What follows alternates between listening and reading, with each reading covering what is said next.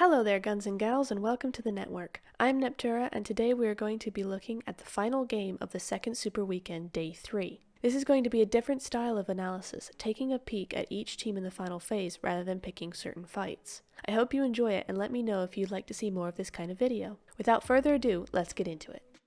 Our first look at this zone is with Furious Gaming. With just a duo left, they move into zone onto Rise. Milo gets some elevation to throw nades, while Trigger goes to the outside and smokes. Ghost takes shots onto Milo, forcing him to take cover while his nades take out Mufasa, who is revived. Pushing forward ahead of the zone, they thirst Mythic, who was knocked by Ghost from across the road. Rise then knocks Milo with a nade, and they push onto Trigger, who goes out in 5th. Furious Gaming had the right play with Trigger taking an off angle and no hesitation in pushing after a knock. The zone did not help them with angles to enter the crates from, forcing them into a narrow area and allowing Rise the upper hand. A good nade from Rise put a lot of pressure onto Trigger, who had nowhere to really go, and Rise took his spot from them on their way to zone. Next up, we are going to look at UOL. They started out with their own crate block, but the zone forces them to move to one in zone, shared with one member of Knights and blocked by the S2G duo. They all played together as a unit, but the crates with their limited angles helped SOG go in without the man advantage and still win. 7 knocks 2 with a nade. Pushing forward, GK is knocked by Timber, who also takes out Fresh to be eliminated in 6th. In these kinds of situations, it's hard to actually know what to do or how it could have been played differently, because there are many ways that could work. Staying together gave them a stronger position, however it opened them up to being quickly dismantled by nades. Playing farther apart would hold more angles and gain them more time, but at the same time, the way the crates are configured means it's harder to pick up knocked teammates. Either way could work, but either way could bring disaster. Once GK loses his fight and Lin and Rolkis are knocked, Fresh could have relocated, even if it opened him up to other teams potentially. By staying where he was, he put himself in the danger of a nade since S2G already knew where the knocked players were, and that's exactly what happened. Going over to the other side of the zone, Black Dragons come in on a 2-2 split push into Nexroya right after Na'Vi attempt it. However, Nexroya have a hold on the compound, and Black Dragons lose the 2 who push to nades. The remaining duo set up shop behind their vehicles and wait. Ghost push down to a dip across from Black Dragons while the duo throw nades to keep them away. However, Ramu is knocked by Ghost and thirsted by Nexroya's nade, as Golden gets exploded by the car by Ghost for 8th place. Black Dragons should have been more confident in their initial push to Nexroya. They kept a duo back because they didn't want to lose the whole team like Na'Vi. However, by doing so they doomed the push. Ruya were holding the compound well and were strong in their position. There was no way a duo crashing in was going to uproot them. On the next fight with Ghost, the Dragons did the right thing with preliminary nades to keep them away and try and direct the fight. The knock onto Ramu was unfortunate, and once he was down, Nexroya were looking for the third party, and to Ghost the buggy was an easy target. Rise are next up on our list. They have their own corner in crates where they find and finish AT7. Mythic uses nades onto UOL to keep and create distance between them, while Furious Gaming push into zone behind them. Furious Gaming knock Mufasa with a nade, while Ghost knock Mythic in a third party. Meanwhile, Furious Gaming push in and take out Mythic. Mufasa is rezzed and knocks Milo through the smoke, and with that knock there is an immediate push to finish off Furious Gaming. As the zone moves in, they try to use a smoke tunnel to get across the road, but lose 2, first to Nexroya and then to S2G. Mufasa, as the now solo player, tries to nade Timber from S2G as he lags behind, but is found and taken out by 7 in 3rd. Rise do the opposite of what UOL did in their crate block, spreading slightly farther apart so as to not get caught by throwables. The crates also helped Rise as the zone moved forward, providing the only real cover and way forward to the right, limiting Furious Gaming to one entry point and allowing Rise to control it. Ghost and Furious Gaming do take out Mythic, but once again the knock is traded and Trigger is taken out without much fuss. Someone was going to lose in the dual smoke tunnels, and as Rise were the first to put them up, all the attention was turned their way. Mufasa was healing in the blue and therefore was able to snake his way in unnoticed. Because the team wasn't fully eliminated, everyone knew there was still one left, so once the grenade went out, S2G were able to spot him easier and take him out. Our 5th team is Nexroya, who held their compound for nearly the entire phase against both Na'Vi and Black Dragons. They were split 1-2, which was risky, but gave them the upper hand of surprise against Na'Vi, who didn't expect double the manpower in the shack. Black Dragons also did not know their location, and so their position enabled them to take out the duo who pushed with nades, even when Frozen was knocked. It's a different story for the fight with Ghost.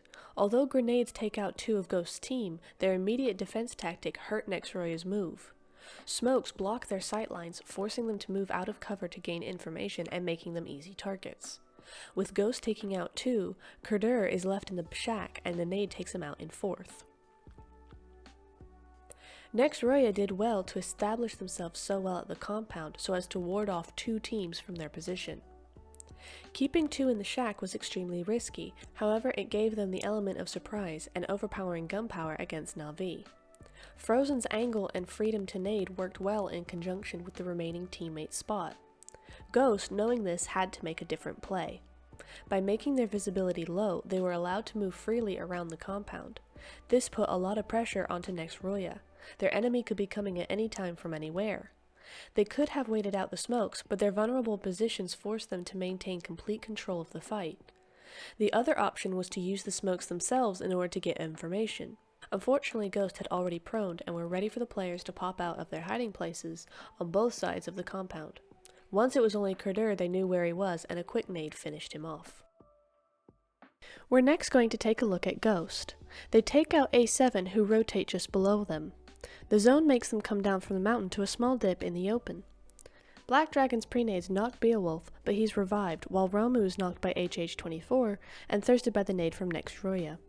Golden gets exploded by the buggy and Ghost take the dragon's spot. They next turn their attention to Nexroya. Beowulf is knocked by Frozen's nade, then thirsted, and Tensei is knocked by another, who is also thirsted. The remaining duo smoke up Nexroya's compound, and Spec knocks Frozen before moving behind a larger building. A nade takes out the rest of Nexroya, and S2G turn up at the same time. HH24 snakes out while Spec positions himself in the building. Timber from S2G knocks Spec with a nade as he himself is knocked by HH24, putting it to a 1v1. Sevin goes around to finish Spec, so he and HH24 switch sides. 24 returns to Thirst but is distracted by that and gets caught out by Sevin, who comes around the other side. He overextends to gain a better angle, but Sevin is ready for him and takes him out. We've already discussed the first fight of Ghost vs Black Dragons, so for this analysis we will focus on the final two. They had an immediate disadvantage with losing two to Nexroya's nades. Ghost made the right choice to completely smoke up the compound and splitting up to gain better angles. The split separated Nexroya by having to defend different sides while the smoke put pressure on them by taking away their information. This made Nexroya leave the safety of the compound to try and direct the fight, but they gave more information than they received and were taken out. The fight with S2G is a different story, where Ghost ended up being baited and distracted by the opposing team. The split was still good. 24 found a nice shot onto Timber and Spec was in his building. Timber's nade was unfortunate for Ghost, knocking Spec and turning the tide of the battle. 24 did get the knock which evened it up, but the opportunity it gave to Sevin to move around unhindered forced Spec to move to a weaker position. 24 hesitated too long to finish up Timber and so gave away far more information than he needed to. By the time he did get around to it, it was too late as Sevin had already made the push, and thirsting Timber then only meant his focus was elsewhere. He tried to correct this by making an immediate counter-attack, but rather than sticking close to the building, he overextended, losing his cover and falling right into the prepared aim of Sevin. Finally, we can take a look at S2G. They started by waiting on the edges of the crates for UOL to come their way. As the zone pushes UOL out, Lin and Rolkis are knocked by nades, with GK getting knocked and finished by S2G Timber. With only fresh up, Timber goes for the immediate push as a solo and wipes UOL. Sevin is blocked by Molly, so he can't help. Once all is clear, they start a smoke tunnel at the same time as Rise. Timber alerts Sevin, who eliminates them, but he is knocked by Ghost. Sevin takes that opportunity to in turn knock and finish Spec.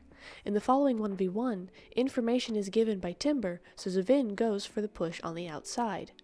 Spec takes out Timber and gets caught out a little, being taken down to half health.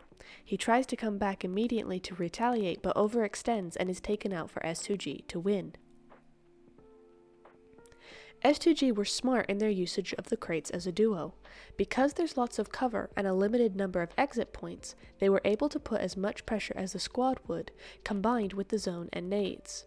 Although I don't tend to like smoke tunnels, here it was one of the few times they were necessary, with enemies both on the side and ahead. Savin gets across while Timber is delayed by Rise and the clearing of the smokes. His distraction by Rise allows him to actually be put in a bait position, overextending out of the smokes but opens him up to Ghost. HH24 knocks Timber, in turn distracting him while a nade knocks Spec. This shows another smart play from S2G. The temptation in a bait situation would be to target whoever's targeting you or a teammate. Instead, Savin used Timber's knock to wrap around the building, finish 24's teammate, and reposition. It can be useful in some instances to use players in this way if you are confident. Once it's down to a 1v1, 24 is stuck behind the shack. Timber is still giving information, so he goes for the finish. However, that again distracts him, getting taken by surprise and finished off easily. This final phase was one of the most intense I've seen so far, and I just had to show you all just how and why it was so interesting. These teams all played really well against a tough zone and Olympic level lobby. There were not many big mistakes, just luck of the draw and responses to tactics, which was really interesting to observe. Although some of the teams we just saw did not make it to the grand finals, I feel like they can be proud of their performances both in this match and all the others they participated in. I hope you enjoyed this video, have a great day wherever you are, and see you next time. Right, time for the YouTube spiel. If you want to see more of this type of content, y'all know what to do. A follow is free, a like goes a long way, and the bell rings when you tap it. I hope this analysis was food for thought, and I'd love to discuss this in the comments. If PUBG eSport analysis is something you enjoy as much as I do, and you want a community to watch official tournaments in real time, I invite you to check out our live streams here on YouTube, where I stream events for live discussion. I also stream casual and ranking games with friends on Twitch every Tuesday, Friday, and Saturday. Link in the description. I hope you enjoyed this video, have a great day wherever you are, and see you next time.